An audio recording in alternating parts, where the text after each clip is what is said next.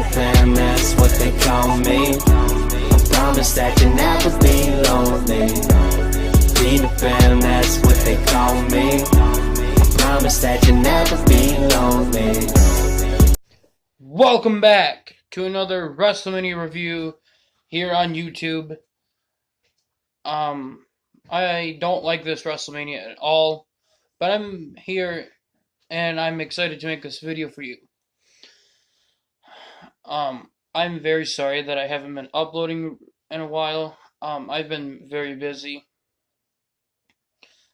Before I get started, I wanted to give a big thanks to the DVD Freak. He said he left like a message or something on his page or something on YouTube, and he gave me a shout out.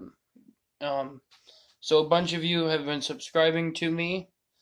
I noticed I went from 79 subscribers to like 85 in the past 2 hours. So I just wanted to say thank you all for subscribing. I try my best at this. Yeah. And if there is anything you want me to review, I will do it. I'm probably gonna start with SummerSlam next, maybe the Royal Rumbles I have. But if you want me to review any pay-per-view or anything I have, I will review it and I will tell you if I have it or not. So let's get into this. We are gonna review Wrestlemania 28 for you. Again, I was not a fan of this Wrestlemania. But I liked the stage and everything. Oh, there's some fingerprints on it. I don't like that. That's what the stage looked like and everything. And that's badass. They were in Miami, Florida for this. Again, this isn't the worst WrestleMania ever. It's just this one was kind of like 27 to me. It had some good matches and some bad matches. But I felt like it had more bad matches than it did good. We had Edge, Mike Tyson, the Four Horsemen, Yokozuna, Ron Simmons, and Mila Masarios going into the Hall of Fame this year. So, not a bad class. Once in a lifetime, the two biggest WWE superstars of the generation, The Rock and John Cena, collide in the most anticipated match in WWE history. An epic confrontation that will forever define the legacy of these two icons. Plus, in the match that will end an era, Undertaker puts his legendary WrestleMania streak on the line against Triple H in a nightmarish prison they immortalize in Hell in a Cell with Shawn Michaels as special guest referee. Also, WWE Champion CM Punk faces off against Chris Jericho in the explosive clash of revolutionaries to determine which man truly is the best in the world. And his first World Heavyweight Championship witnessed the extraordinary as WWE takes over Sun Life Stadium, Miami, Florida for WrestleMania 28. Alright. Also, you see how it says once in a lifetime? WWE likes to lie to us a lot. Like, for instance, in my opinion, they like to lie and say once in a lifetime. Like John Cena versus The Rock, once in a lifetime. Like, we won't ever see it again. But we will get to that. Or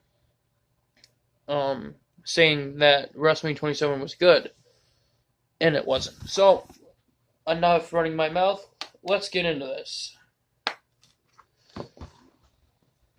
I do like the cover. It's kind of unique. Okay, starting the night off an unusual way,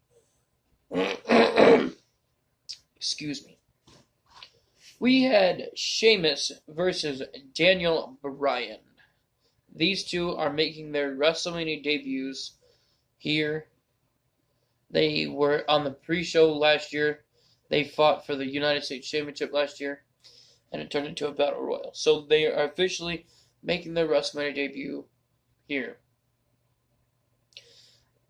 This match was not really good at all because we had Daniel Bryan as world champion, which was cool. Even though he was a heel, it was still cool seeing being world champion and making your WrestleMania debut in the same night. But so this is pretty much how the match went down. They did their entrance. Daniel Bryan wanted a kiss from AJ. He got it. One brogue kick later. 18 seconds later, match is over. That was a waste of our time. I think the match should have gone for at least 5 minutes, maybe 7, 8. Actually, give them time, because they're the ones starting the pay-per-view off in front of like 80,000 people or 70, one of the two. That's stupid. We had Kane versus Randy Orton. This match was alright. It was not bad at all. It's just, I like both of them, so honestly I don't care who won this match. Some reason I felt like Randy Orton should have won it, but Kane won it in 10 minutes, 58 seconds when he chokeslammed Randy Orton off the top rope. It was cool seeing Kane win, but some reason I felt like Randy Orton should have won. Our next match is the Intercontinental Championship match, Cody Rhodes versus Big Show. So, Cody Rhodes was making these videos of all Big Show's embarrassing WrestleMania moments. That's what he would do before WrestleMania. This is my first favorite match of the evening. It's not long. It's actually a decent amount of time. So Big Show finally gets his actual one-on-one, not a tag team, an actual one-on-one WrestleMania moment. I am so proud of him. Big Show wins the Intercontinental title in 5 minutes, 19 seconds. Only for us Big Show fans out there, for our hearts to be destroyed, and he loses the title 1 month later at Elimination Extreme Rules. Technically, he put himself through the table, so I don't even know why they counted it. It wasn't really Cody Rhodes putting him through the table. It's just bullshit. Our first terrible match of the night, if you even call Sheamus and Daniel Bryan a match. Technically, our first terrible match is a tag team match between, Kelly, Maria Menounos. Let's let that sink in. Someone that doesn't even belong on this card. That's right, I said Maria Menounos. Yeah. Against Beth Phoenix and Eve. Not much to say about this. Kelly and Maria Menounos win in 6 minutes. 22 seconds. I was not excited for this match at all. Next, we have the Hell in a Cell match between Triple H and Undertaker with Shawn Michaels as the special guest referee. I'm not saying this is a terrible match. I haven't figured this out why, but every time I've tried to watch that match, I fall asleep. Now, is it the best Hell in a Cell match ever? No. We've had it better. But I don't know why I fell asleep through this match. Hell in a Cell is one of my favorite match types. But this was great. We had Shawn Michaels super kicking Undertaker, and then Triple H pedigreeing, and Undertaker still kicks out. Undertaker yelling at Triple H to stay down. Triple H yelling at Undertaker to stay down. Just a lot of great action here, and Undertaker wins and becomes, I want to say, 20-0. Yes, he becomes 20-0 here because next year's he's 21, and then 30. Oh my God.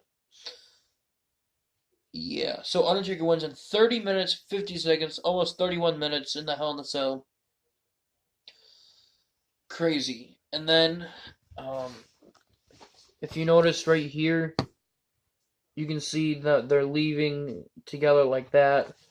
That's the perfect way to end an era, I think. They all three of them worked really good together when they had matches against each other. Like I said, my favorite match between Triple H and Undertaker at WrestleMania is WrestleMania 27. Oh God. Next match is another bullshit match. So basically, if you watch this live, thank God I didn't. This was basically a bathroom break.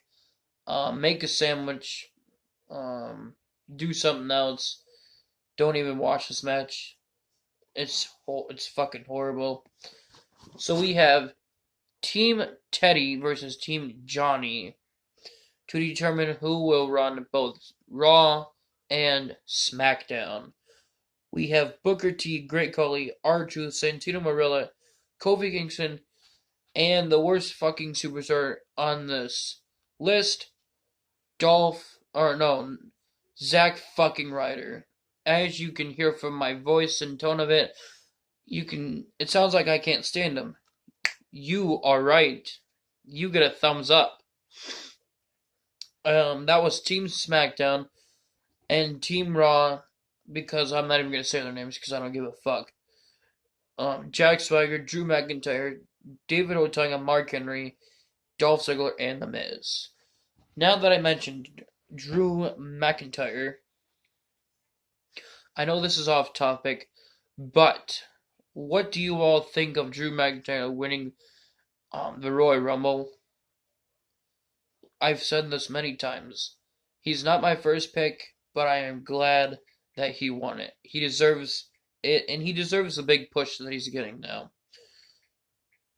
So, like I said, going off topic, for Team Raw, we had Jack Swagger, Drew McIntyre, David Otunga, Mark Henry, Dolph Ziggler, and The Miz. I think The Miz was David Otunga was team captain here. Yeah. I think it was either him or The Miz. But this was a waste of 10 minutes 32 seconds. It was just a fucking bad match. There's not much to talk about that match, except Team Johnny won. Of course, we all wanted Team Teddy to win, but Vince isn't going to give us what we want. He's going to give us stupid shit that we don't want to see. So, Team Johnny wins, and then Eve gets in the ring because she had to show her stupid face out there. And then, my favorite part, I don't like her at all. She gives Zack Ryder a low blow, and I thought that was awesome because I can't stand Zack Ryder. So our next match is my second favorite match of the night, or third, because Undertaker Triple H was a great match, so I would put that second. My third favorite match would be the WWE Championship. Now, CM Punk said something very well. He said that he's not in the main event of WrestleMania 28, and he was not happy about that. I'm not happy about that either, because they give They make us watch John Cena versus The Rock. Yes, it sounds good on paper. In my opinion, I didn't think it was a good match. I didn't really want to see it at all, but I did. It turns out it wasn't that bad of a match. But anyway, my point of this is CM Punk and Chris Jericho go on before the main event. Now, why couldn't we have this going back all the way to WrestleMania 18? Triple H versus Chris Jericho before The Rock versus Hulk Hogan. Why couldn't that be the main event? But this has to be? Are you serious? They couldn't put the WWE Championship in the main event. This had to be the main event. So, let's get back to this. The stipulation was if CM Punk gets disqualified or counted out, he would lose the title to Chris Jericho. So, Chris Jericho talked a lot about his family in this to make it more of a better rival. He did a lot of crazy shit. It was a great match. CM Punk gets him in the anaconda vice, and Chris Jericho taps out. It was a really good match. CM Punk retains in 22 minutes, 23 seconds. And now, our main event of the night, we have The Rock versus John Cena.